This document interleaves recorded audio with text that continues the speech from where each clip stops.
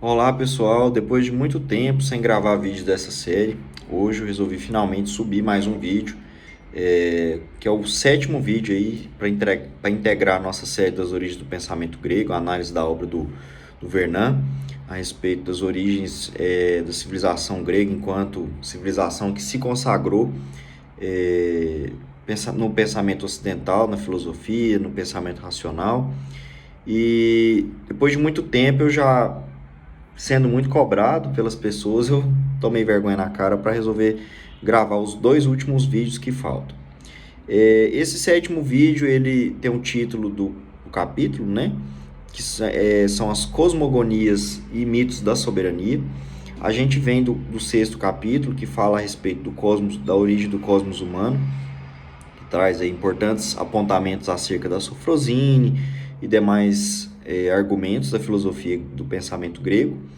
E quando a gente fala das cosmogonias e dos mitos da soberania, a gente percebe o autor tratando sobre a virada, né, do pensamento, a virada realmente da própria civilização grega, uma virada que marca o pensamento grego como a gente conhece hoje na escola, como a gente conhece hoje na filosofia, um pensamento grego que é mais voltado para a filosofia, para as ciências, da matemática, da arte, do teatro e assim sucessivamente. Alguns apontamentos importantes a serem observados nesse capítulo é que você percebe a filosofia e o pensamento mítico como grandezas inversamente proporcionais. Ou seja, à medida que a filosofia ganha espaço na polis, né, na ágora, o pensamento mítico perde espaço. Então, o advento da filosofia marca ou fica marcado com o declínio, né, do pensamento mítico. O que vem a ser o pensamento mítico? O pensamento mítico é o mundo explicado a partir do mito, né, da mitologia. Então, você tem Homero com a Ilíada e com a Odisseia, que são dois grandes mitos da história da civilização grega, e esses dois grandes mitos aí marcam importantes relatos sobre a própria mitologia, a estrutura mitológica da Grécia Antiga, e você vê que esse é o pensamento mítico, a estrutura do pensamento mítico, onde você tem os eventos, o mundo, a vida, marcados pela mitologia, pelo dedo dos deuses, né? Então, o dedo dos deuses é que cria o mundo, que explica o mundo, que explica os eventos e própria sociedade como um todo.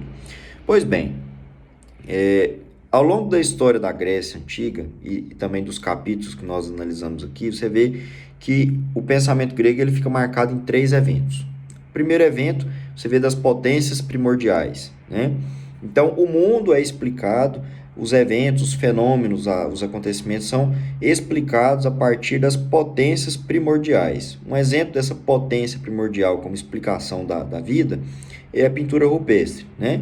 A pintura rupestre ela figura como a não compreensão racional do ser humano acerca dos eventos, e a partir dessa não compreensão ele começa a apelar para essas potências primordiais, que são o fogo, a água, a terra, o ar, para que ele possa ter a vida dele. Então, a pintura rupestre explicada aí etimologicamente e antropologicamente falando, ela consistia na previsão, né, que o homem das cavernas, vamos dizer assim, fazia. Então, ele queria ter o sucesso na caça, ele pintava a caça, porque assim ele acreditava que funcionava, né, a vida. Então, ele apelava para a potência primordial da terra, ele pintava na rocha lá a caça que ele queria, e ele saía para caçar, e ele acreditava que por pintar lá a caça, ele ia conseguir caçar aquele animal.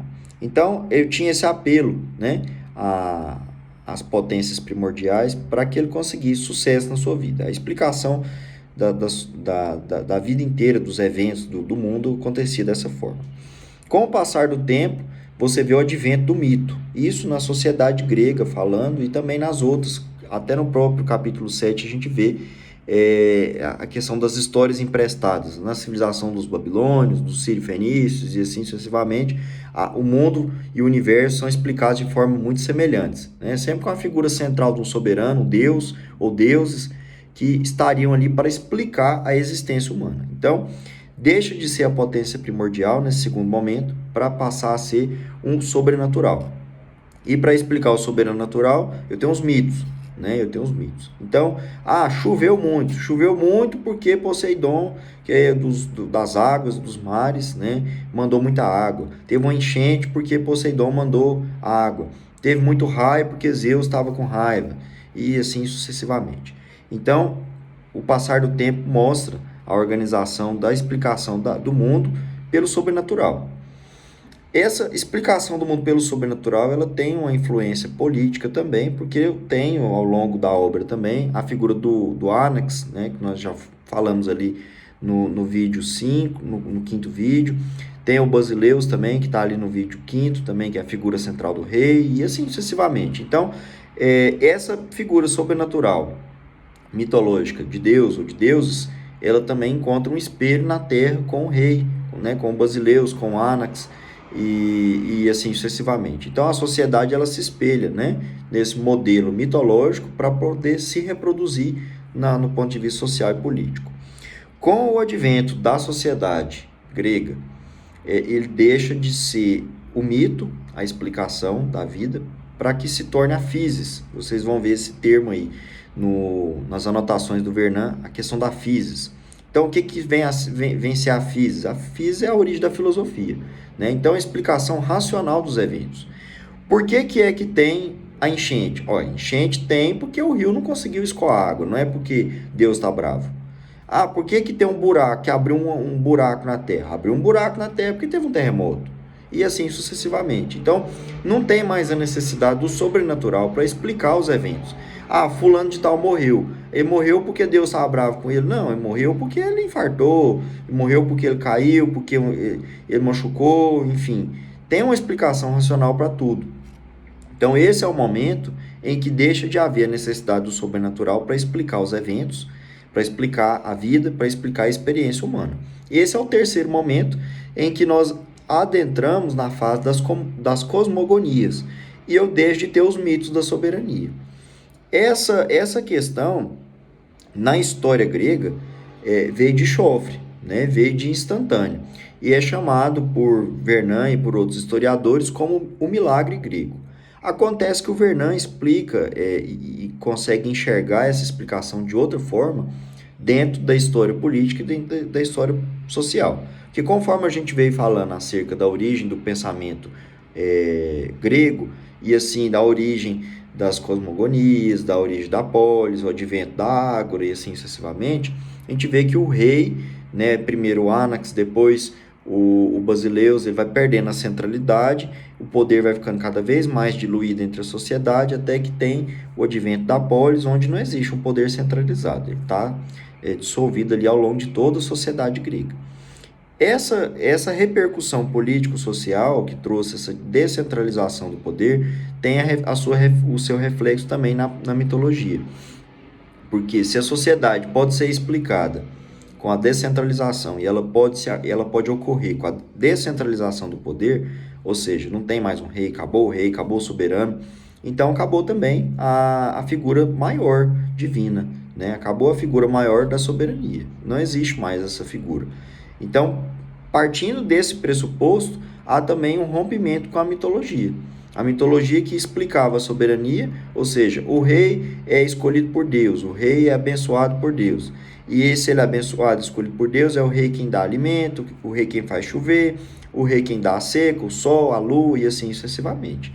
Então, se não, esse rei para de prover essas coisas, ele perde o seu significado como rei e leva ao questionamento. Ele não era abençoado, escolhido por Deus, ele não está discernindo em nada aqui na escolha do alimento, na escolha da água, e continua da mesma forma. Então, tem um reflexo na questão sobrenatural também que deixa de existir. E aí tem uma frase muito interessante que extrai-se da leitura do capítulo 7, que é o seguinte: o original se explica pelo cotidiano. Isso é o que traz a reflexão da experiência do Vernon acerca dessa leitura. O que viria a ser o original e o cotidiano? Bom, o cotidiano é a questão do rei. Então, o rei era o que providenciava a chuva, o sol, a seca, a fertilidade do solo e assim sucessivamente. Se o rei do cotidiano deixa de ter poder sobre isso, na experiência humana, ele não controla nada, então o original espelha-se ou se explica-se pelo cotidiano. Então, se o rei que era essa pessoa não tem mais esse poder, logicamente o mito também que era utilizado para essa explicação deixa de ser. Então, tem outra explicação, tem outro motivo, e a filosofia existe justamente para trazer essa explicação, para trazer esse motivo. Um exemplo rudimentar, talvez, para tornar até um pouco mais clara essa situação, é o exemplo da erosão, por exemplo. A erosão, primeiro momento de todos, a Terra abriu ali do nada, né? No primeiro momento, onde eu penso nas potências primordiais, eu vou pensar que a Terra, junto com a água, tiveram uma guerra, e assim a água venceu a guerra e abriu a erosão ali e feriu a Terra. Bom, pensando naquele momento inicial das potências primordiais. No segundo momento, onde eu penso no sobrenatural, então Zeus feriu Gaia, né, que era a Terra, o Titã que gerou Zeus, ele foi ferido por Zeus e ficou a ferida ali que foi a erosão. Pronto, eu tenho explicação sobrenatural para a erosão. Nesse momento em que eu tenho o rompimento com essa história mitológica, com essa explicação mitológica, eu tenho o cientista, o físico, né, o matemático, o físico, o filósofo, enfim, o cientista que vai analisar a erosão e vai dizer, não, isso aqui é produto da enchente, né, da água que veio, abalou aqui a estrutura da terra, arrastou algumas pedras que seguravam essa terra aqui no lugar, tirou a vegetação nativa que as raízes ajudavam a segurar essa terra aqui no lugar, e em razão disso causou erosão. E toda vez que houver uma enchente aqui nesse local, essa erosão vai se agravar. Então, para resolver isso, eu tenho que fazer um muro de arrimo, eu tenho que fazer alguma coisa. Pronto, explicação racional para o evento. Então, eu vejo o mesmo evento, a erosão, explicada sob 3 perspectivas diferentes. E aí, essas 3 perspectivas diferentes que explicam o evento cotidiano como erosão, servem para explicar também o original. Que o original seria o quê? O arche, né? A origem de tudo, o princípio de tudo. Então, tem a ciência como base para explicar todos os eventos, para explicar todas as coisas. Pronto.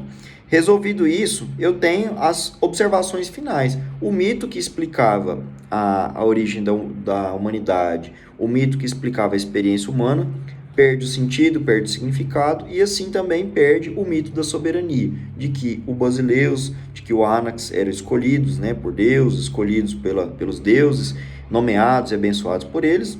Se não tem o cotidiano, não tem o original. Se não tem o mito, também não tem a soberania. E essa questão acontece, como já falei, de chofre, né? É um milagre grego, uma coisa que acontece do dia para a noite. Ocorre essa virada histórica que tem abalo, tanto na questão cultural, quanto na questão social, quanto na questão política. Bom, espero ter contribuído ao menos um pouco para a leitura, para elucidar um pouco esse capítulo 7. É um capítulo um pouco extenso, mas onde Alvernan faz toda essa leitura e traz essa explicação para reflexão. E até o próximo vídeo.